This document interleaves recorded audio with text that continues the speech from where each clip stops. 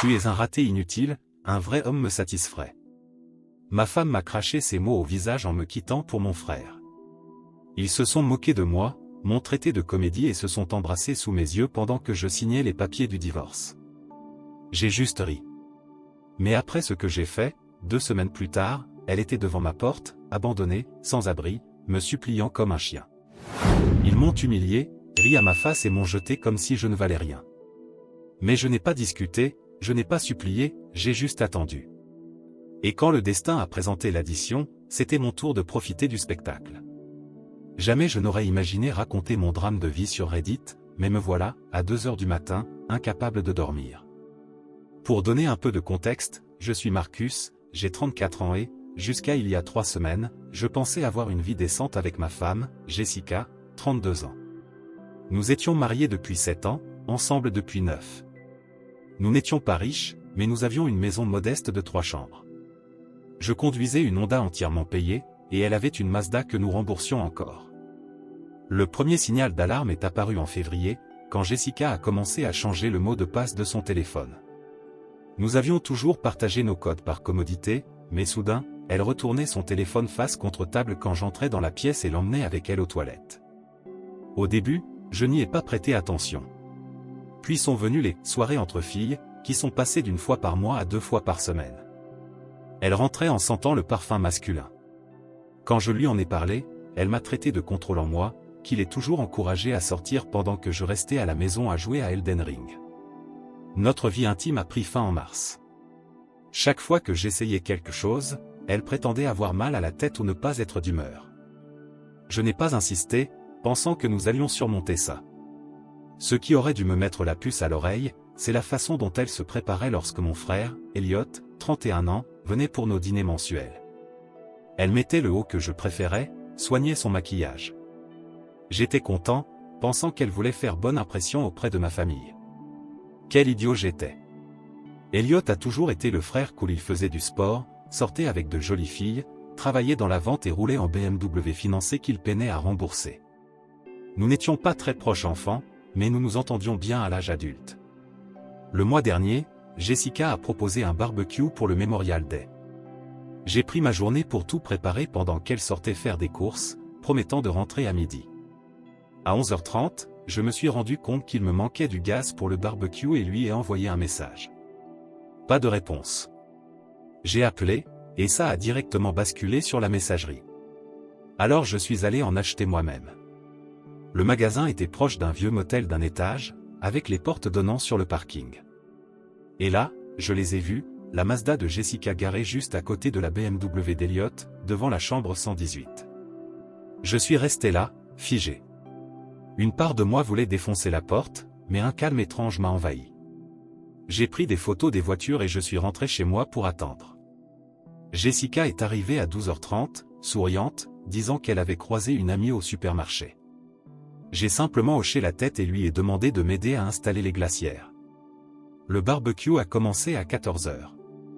Elliot est arrivé à 14h30, prétextant des embouteillages. Je les ai observés attentivement, évitant le contact visuel, gardant une certaine distance, mais échangeant des regards furtifs quand ils pensaient que personne ne regardait. J'étais l'hôte parfait, tout en réévaluant intérieurement 7 ans de souvenirs sous un jour nouveau. Quand tout le monde est parti, Jessica me lançait des regards étranges alors que nous rangions en silence. Lorsqu'elle a enfin demandé ce qui n'allait pas, j'ai simplement dit que j'avais vu sa voiture au motel, à côté de celle d'Elliot. Elle n'a pas nié. Elle a admis qu'ils étaient ensemble depuis 8 mois. 8 mois pendant que je faisais des heures supplémentaires pour payer ses vacances, que je prenais soin d'elle pendant le Covid, que je préparais notre anniversaire de mariage. Je lui ai dit de partir. Elle a refusé, disant que son nom était sur l'hypothèque. Alors c'est moi qui suis parti. J'ai fait ma valise et suis allé chez mes parents, leur donnant des explications vagues sur des problèmes de couple. Le lendemain, j'ai contacté un avocat. Dans notre État, l'adultère compte dans la procédure de divorce. J'ai montré les photos des voitures et les messages synchronisés sur l'iPad que nous partagions, où, par négligence, les téléphones de Jessica et d'Elliot étaient connectés. 2 jours plus tard, Jessica a voulu me rencontrer dans un café. Elliot était avec elle, un bras autour de ses épaules, et à son poignet brillait un bracelet en diamant que je ne lui avais jamais offert. Ils m'ont dit qu'ils n'avaient pas prévu que ça arrive, mais qu'ils ne pouvaient pas lutter contre leurs sentiments. Jessica a proposé que je garde mon fonds de retraite et mes affaires personnelles, tandis qu'elle garderait la maison, la voiture et la moitié de nos économies. J'ai refusé. Elle a insisté sur le fait qu'elle avait contribué à la maison autant que moi. Elliot a essayé de négocier, disant qu'ils voulaient juste commencer leur vie sans ce fardeau. C'est alors que Jessica a sifflé « Tu es un raté inutile. Un vrai homme me satisferait. Elliot me donne ce que tu n'as jamais pu. Signe juste les papiers et laisse-nous être heureux. » Je me suis levé et suis parti, leur disant qu'on se reverrait au tribunal. 3 jours plus tard, au bureau de mon avocat, ils étaient assis, main dans la main, signant les papiers du divorce. Elliot a embrassé son front juste devant moi et les avocats. J'ai ri, sincèrement, ce qui les a pris de court. Quand Jessica a demandé ce qui était si drôle, j'ai simplement répondu « Pas encore » et j'ai continué à signer. C'était il y a 2 semaines. Jessica a déménagé pendant que j'étais au travail. Elle vit maintenant dans le minuscule appartement d'Elliot, qu'il peine à payer. Il poste des selfies de couple sur Instagram, plein d'émojis cœur. Pendant ce temps, je reste silencieux, je planifie. Je me prépare. Cette histoire ne fait que commencer. Mise à jour 1. Merci à tous ceux qui ont commenté mon dernier post, je ne m'attendais pas à autant de réactions. Voici la mise à jour que beaucoup d'entre vous attendaient. Cela fait 1 mois que Jessica m'a quitté pour Elliot. La première semaine a été difficile, j'ai à peine dormi, perdu l'appétit et enchaîné les épisodes d'Ozark en ignorant mes amis le classique post-rupture. Mais au 8e jour, je me suis réveillé en me sentant plus léger, comme si mon corps avait enfin compris que j'étais libre de quelqu'un qui ne me respectait pas. Ce matin-là, j'ai retrouvé l'ancien ordinateur portable de Jessica dans le placard de la chambre d'amis. Elle l'avait remplacé par un MacBook l'année dernière, mais elle l'avait gardé en secours. Je l'ai allumé pour vérifier s'il y avait des fichiers importants avant de l'effacer. L'ordinateur a mis une éternité à démarrer du pur HP mais son compte Chrome était toujours connecté. Dans ses favoris, il y avait un dossier intitulé Idées de mariage. Les dates des enregistrements m'ont choqué. Elle sauvegardait des lieux, des robes et des destinations de lune de miel depuis 6 mois, alors que nous étions encore mariés. La femme qui disait que nous n'avions pas les moyens de réparer la douche qui fuyait avait réservé un forfait mariage à 33 000 $. Dans Google Photos, j'ai vu Jessica et Elliot dans des restaurants chics, portant des vêtements que je ne lui avais jamais vus. Une photo les montrait trinquant au champagne dans une chambre d'hôtel, 3 jours après mon anniversaire, alors qu'elle m'avait dit qu'elle travaillait tard. Dans son Gmail, j'ai trouvé des confirmations de demande de carte de crédit, 3 nouvelles cartes en 4 mois, tout au plafond, accumulant plus de 177 000 $ de dettes dont je n'avais aucune idée. Dans notre État, les dettes contractées pendant le mariage sont une responsabilité conjointe, à moins de prouver le contraire. J'ai immédiatement appelé mon avocat et passé la nuit à établir un tableau détaillé de ses dépenses, vêtements de luxe, escapades de week-end, un bracelet à 900 $ alors qu'elle me disait que nous devions économiser. Le lendemain, mon ami Chris, qui travaille avec Elliot, m'a invité à boire un verre. Il m'a révélé qu'Elliot se vantait déjà de récupérer ma maison et faisait des plans de rénovation pour après le divorce. Chris m'a aussi appris qu'Elliot lui avait emprunté 2 000 $ il y a 2 mois, ainsi que de l'argent à d'autres collègues, alors que son crédit auto était en retard de paiement depuis 2 mois. Tout s'éclairait. Elliot a toujours vécu au-dessus de ses moyens, mais je n'aurais jamais imaginé que sa situation était aussi catastrophique. En vérifiant les documents de l'hypothèque, j'ai confirmé mes soupçons. Jessica avait insisté pour que nous gardions nos finances séparées, mais j'avais payé l'intégralité de l'apport initial avec l'héritage de mon grand-père. Je me suis aussi rappelé de mon augmentation récente, dont Jessica n'avait aucune idée. J'avais discrètement mis la différence sur un compte séparé, en prévoyant de lui faire la surprise d'un voyage. Le lendemain matin, j'ai fermé notre compte commun et transféré ma part sur mon compte personnel. Quand Jessica m'a envoyé un message pour me demander pourquoi elle ne pouvait plus y accéder, je l'ai ignoré. J'ai aussi ignoré le message vocal d'Elliot. À la place, j'ai envoyé un email à Jessica avec des captures d'écran de ses cartes secrètes, de ses favoris mariage et de ses photos avec Elliot lors de ses prétendues soirées de travail. Lorsqu'elle a voulu en parler, je l'ai renvoyée vers mon avocat. Ce week-end, j'ai découvert une autre bombe, un contrat de prêt prouvant qu'Elliot avait emprunté 155 000 $ il y a 2 ans pour une opportunité d'investissement. Il avait fait des paiements minimums pendant 6 mois, puis avait arrêté. Je lui ai envoyé un message lui donnant jusqu'à vendredi pour me proposer un plan de remboursement des 12 750 $ restants, faute de quoi j'entamerai des poursuites judiciaires. Quand il a tenté de jouer la carte de la famille, je lui ai rappelé que son contrat ne comportait aucune clause indiquant que coucher avec ma femme l'exemptait de sa dette. Pendant ce temps, je suis retourné à la salle de sport, j'ai renoué avec mes amis et j'ai commencé à vraiment cuisiner.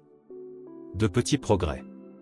Par des amis communs, j'ai appris que Jessica et Elliot avaient déjà des problèmes les factures, l'espace réduit et la tendance d'Elliot à flirter avec les serveuses n'était plus aussi charmant. Un jour, ma belle-mère, Sandra, s'est présentée chez moi sans prévenir.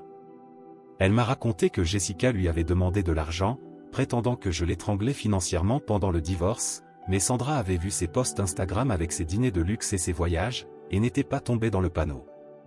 Avant de partir, elle m'a remis une clé USB provenant de l'ancien ordinateur de Jessica.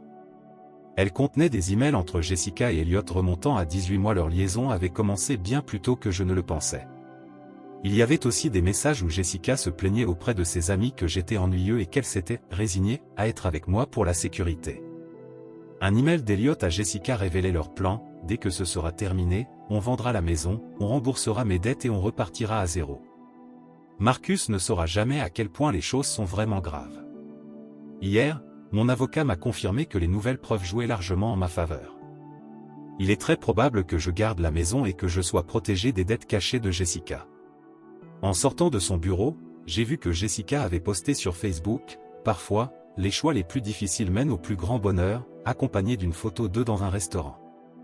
J'ai souri. Demain, l'emprunt d'Elliot arrive à échéance. Mon avocat a déjà préparé la mise en demeure. Les dettes cachées de Jessica sont documentées pour le divorce. Et ma promotion inclut des stocks options qui viennent d'être libérés. Il pensait célébrer un nouveau départ. Il ne se rendait pas compte qu'il dansait sur un navire en train de couler. Mise à jour 2. Le soutien sur mon dernier post a été incroyable. Voici ce qui s'est passé après que j'ai coupé les ressources financières de Jessica et Elliot. Tout a commencé par une notification Venmo pendant que j'étais à la salle de sport. Elliot me demandait 2500 $ pour une réparation urgente de sa voiture. L'audace de ce type. J'ai pris une capture d'écran et ai continué mon entraînement sans répondre. Cet après-midi-là, le propriétaire d'Elliot m'a appelé pour le chercher. Elliot avait 2 semaines de retard sur son loyer et m'avait listé comme contact d'urgence. Le propriétaire a mentionné qu'Elliot n'avait jamais finalisé la paperasse pour ajouter Jessica au bail, ce qui signifiait qu'elle vivait là de manière officieuse. 3 jours après l'envoi de l'avis de recouvrement du prêt, je les ai vus dans mon café habituel. Jessica gesticulait frénétiquement pendant qu'Elliot fixait son téléphone, la mâchoire serrée. Leur langage corporel criait la tension. Quand Jessica a agrippé son bras, Elliot l'a repoussé et est sorti furieux, la laissant seule, rouge de colère. Je suis parti avant qu'elle ne me remarque. Plus tard cette semaine-là, Chris m'a envoyé un message: Elliot venait de se faire virer. Il arrivait en retard, ratait des échéances et avait finalement insulté son responsable après une plainte d'un client. La sécurité l'a escorté dehors. Le lendemain, j'ai reçu une réponse à mon avis de recouvrement du prêt. Un service juridique bon marché prétendait que le prêt était un cadeau familial, malgré le contrat signé. Mon avocat a immédiatement engagé une procédure de saisie contre la voiture d'Elliot, son seul bien en sa possession. Lors de notre appel hebdomadaire, ma mère m'a mentionné qu'Elliot disait à tout le monde que j'essayais de le ruiner par vengeance. Après avoir revu les documents du prêt, mon père a confirmé que tout était légitime et a également refusé la demande d'argent d'Elliot. Lundi, j'ai remarqué un camion de déménagement chez mon voisin Mike, avec la Mazda de Jessica garée derrière. Mike m'a confirmé par message qu'Elliot et Jessica étaient en train d'acheter sa maison, et que la signature était prévue pour la semaine suivante. Comment pouvait-il acheter une maison? Elliot était au chômage, Jessica avait un crédit détruit et il n'avait aucune épargne. Les registres publics ont révélé qu'ils obtenaient un prêt hypothécaire auprès d'un prêteur prédateur, avec seulement 3,5% d'acompte et des mensualités exorbitantes. Dans la demande de prêt, Elliot avait déclaré un revenu de 85 000 $, son ancien salaire additionné à un faux travail de consultant. Il avait aussi omis les dettes de Jessica sur ses cartes de crédit et, plus inquiétant encore, il avait indiqué qu'il comptait sur l'argent de la future vente de ma maison. Ma maison. Celle qui était majoritairement à mon nom, achetée avec mon propre apport. J'ai autorisé mon avocat à envoyer une lettre de mise en demeure au prêteur, et le prêt a été immédiatement mis en révision. 3 jours plus tard, Jessica s'est présentée chez moi sans prévenir. Yeux rouges, cheveux attachés en une queue de cheval désordonnée. Elle a crié que j'avais tout ruiné, tandis que je lui ai calmement répondu que je ne faisais que protéger ce qui m'appartenait de droit. Lorsqu'elle a prétendu que la moitié de la maison était à elle, je lui ai demandé ce qu'elle pensait du plan qu'ils avaient de la vendre pour rembourser les dettes d'Elliot. Son visage est devenu livide. Elle ne savait pas que j'avais vu cet email. Jessica a alors expliqué qu'Elliot avait perdu de l'argent en crypto et avait emprunté à des amis pour essayer de se refaire. Quand elle a mentionné qu'ils étaient sur le point d'être expulsés de leur appartement et n'avaient nulle part où aller, j'ai ressenti un court instant de pitié. Mais alors, je me suis souvenu de la trahison. Je lui ai dit qu'elle aurait dû réfléchir aux conséquences avant de planifier un mariage alors qu'elle était encore mariée avec moi. Le choc sur son visage disait tout. J'ai ajouté que Chrome sauvegarde tout et lui ai conseillé d'utiliser le mode incognito la prochaine fois. Elle a claqué la porte en partant. Plus tard, Elliot m'a laissé un message vocal, mêlant colère et désespoir, disant que j'avais déjà prouvé mon point et gagné, alors qu'eux était en train de couler. Je n'ai pas rappelé. Au supermarché, l'ami de Jessica, Amber, m'a raconté que Jessica avait découvert des messages entre Elliot et une fille de sa salle de sport. L'histoire se répétait. Jessica a demandé à Amber de l'héberger, mais elle a refusé, par loyauté envers moi. Le lendemain matin, j'ai reçu la date de notre audience de divorce dans 3 semaines. Mon avocat m'a appelé avec une nouvelle, Elliot avait accepté un plan de paiement et renonçait à toute revendication sur ma maison en échange du fait que je ne lui exige pas immédiatement le remboursement total du prêt. Ce soir-là, j'ai trouvé une lettre manuscrite de Jessica dans ma boîte aux lettres. Elle disait qu'elle avait fait une terrible erreur, qu'Elliot n'était pas celui qu'elle croyait, que rien ne s'était passé comme promis. Elle l'avait quitté et vivait dans un motel, me demandant de l'appeler. Je suis resté à regarder la lettre, les émotions mêlées. Au lieu de répondre, j'ai pris une photo et l'ai envoyée à sa mère. Jessica pourrait avoir besoin de votre aide. Puis, j'ai bloqué son numéro. Certaines ponts, une fois brûlés, doivent le rester. Mise à jour 3. Ceci est ma dernière mise à jour. Merci à tous ceux qui ont suivi cette histoire. Partager tout cela avec des inconnus s'est révélé étonnamment thérapeutique. 2 semaines se sont écoulées depuis que j'ai bloqué le numéro de Jessica, et la vie a pris un nouveau rythme: travail, salle de sport, quelques bières avec des amis. L'audience du divorce approchait, et j'avais déjà commencé à me préparer pour un nouveau départ. Samedi dernier, tôt le matin, quelqu'un a frappé désespérément à ma porte. En regardant la caméra, j'ai vu Jessica debout là, bien loin de son apparence toujours impeccable, cheveux sales, sweatshirt ample, un sac de voyage à ses pieds. J'ai ouvert la porte, mais je l'ai empêchée d'entrer. Elle a supplié pour 5 minutes, disant qu'elle n'avait nulle part où aller. Je l'ai laissée entrer uniquement pour éviter un scandale avec les voisins, tout en précisant que son temps était compté. Elle s'est assise au bord du canapé et m'a raconté qu'elle avait quitté Elliot après avoir découvert qu'il la trompait avec plusieurs femmes. Quand j'ai souligné l'ironie de la situation, elle a rougi de honte. Son histoire s'est rapidement déroulée, Elliot sans aucune perspective d'emploi, mensonge sur l'argent, vente de sa voiture sans permission pour un soi-disant acompte sur une maison argent qui a en réalité servi à rembourser ses dettes de jeu. Le coup de grâce a été de découvrir qu'il avait contracté un prêt à son nom en utilisant son numéro de sécurité sociale. Quand je lui ai suggéré de le dénoncer pour vol d'identité, elle a expliqué qu'elle ne pouvait pas prouver qu'elle n'avait pas donné son consentement et que la police traiterait cela comme un simple différend domestique.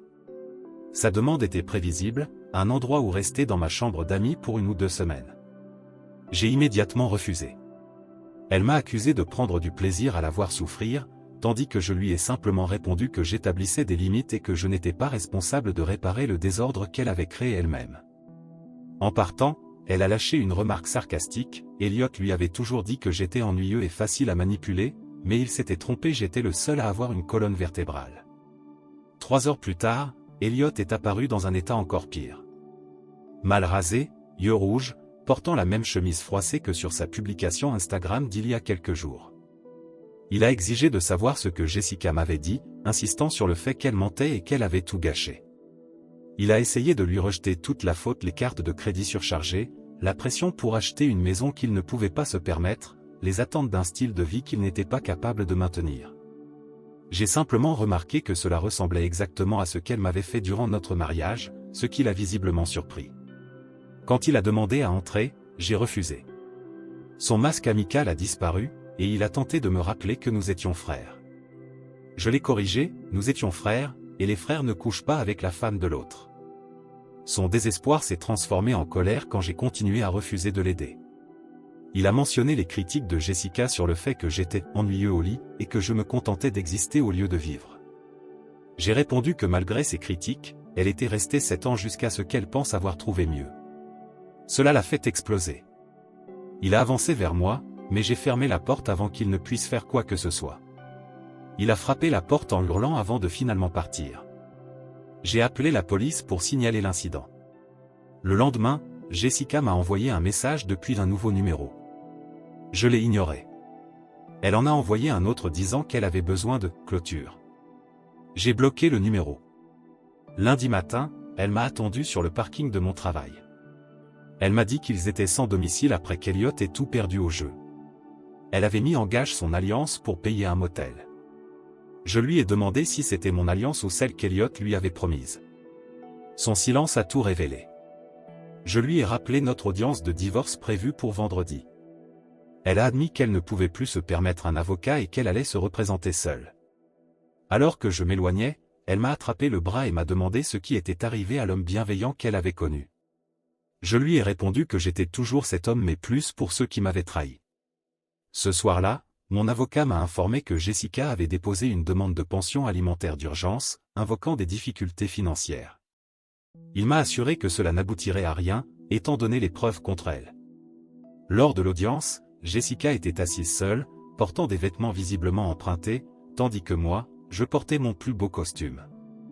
Le juge a rapidement examiné le dossier et a rejeté sa demande de pension, citant sa faute et son adultère. Le divorce a été prononcé. J'ai gardé la maison et mes comptes de retraite, tandis qu'elle est repartie avec ses seuls effets personnels et la responsabilité de ses dettes de carte de crédit secrète.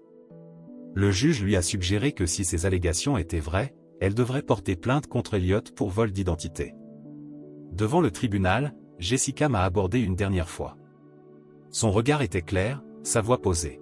« J'ai fait la plus grosse erreur de ma vie », a-t-elle dit. Pas seulement l'infidélité. J'ai sous-estimé tout ce que nous avions. J'ai simplement hoché la tête, sans rien dire. Est-ce qu'il y aurait une chance? A-t-elle commencé? Non, les jeux coupés. Il n'y en a pas. Elle a acquiescé lentement. Je comprends. Pour ce que ça vaut, je suis désolé. J'espère que tu trouveras ce que tu cherches. Toi aussi, Jessica, ai-je répondu avant de m'éloigner. Cela fait maintenant 2 mois. J'ai vendu la maison et emménagé dans un appartement en centre-ville. Je fréquente quelqu'un, rien de sérieux pour l'instant, juste des cafés et de bonnes discussions. J'ai entendu dire que Jessica est retournée vivre chez ses parents, et qu'Elliot a quitté la ville après que sa voiture ait été reprise par la banque. Parfois, je me demande ce qui se serait passé si j'avais été un autre type d'homme. Le genre qui se laisse marcher dessus, qui accepte la trahison avec le sourire. Mais ce n'est pas moi. Ça ne l'a jamais été. Et c'est précisément pour cette raison qu'ils ont fini par frapper à ma porte, brisés et désespérés. Ils ont confondu gentillesse avec faiblesse, stabilité avec ennui, dignité avec orgueil. Ils avaient tort. Commentaire Monsieur Reddit. Et voilà, les amis, la conclusion de cette histoire incroyable. Au final, le protagoniste n'a pas seulement surmonté la trahison, il en est ressorti plus fort, avec sa dignité intacte. Jessica et Elliot pensaient pouvoir jouer avec lui et s'en tirer sans conséquence, mais la vie a une façon de remettre chacun à sa place. Cette histoire nous rappelle une chose essentielle, être une bonne personne ne signifie pas être un paillasson. La gentillesse n'est pas une faiblesse, et savoir poser des limites est indispensable pour ne pas laisser les autres profiter de nous. Et vous, qu'avez-vous pensé de ce retournement de situation? Auriez-vous réagi de la même manière? Dites-moi tout dans les commentaires. Si vous avez aimé la vidéo, laissez un like et n'oubliez pas de vous abonner à la chaîne pour plus d'histoires et de discussions intrigantes. Et n'oubliez pas d'écouter notre podcast pour plus d'histoires inspirantes comme celle-ci, le lien est dans la description et dans la carte à l'écran. Merci d'avoir regardé et à la prochaine.